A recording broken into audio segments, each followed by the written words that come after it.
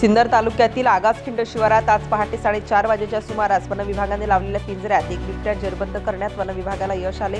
या बिबट्याला पाहण्यासाठी अनेकांनी गर्दी केली होती। आगासखिंड शिवारातील श्री अण्णावीर यांच्या मालकीच्या गट नंबर 183 मध्ये लावलेल्या पिंजऱ्यात पहाटेच्या सुमारास हा बिबट्या जेरबंद झाला।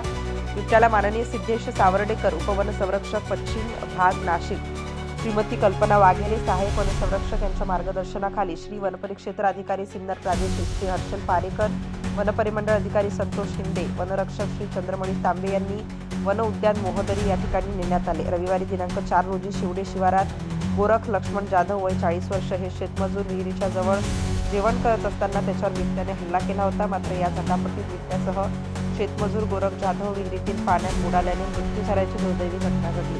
बिबट्याचा संचार दिवसरात्र वाढत असल्याने शेतातील कामेही शेतकऱ्यांना बिबट्याच्या दहशतीखाली करावी लागत आहे। बिबटे गावच्या हद्दीतील कुत्र्यांना लक्ष्य करत असल्याने गावकुसातही भीती व्यक्त होत आहे। वन विभागाने ठोस उपाययोजना कराव्यात अशी मागणी शेतकरी व ग्रामस्थांकडून होत आहे। नाशिक स्टार न्यूजसाठी वाल्मिक शेतकर।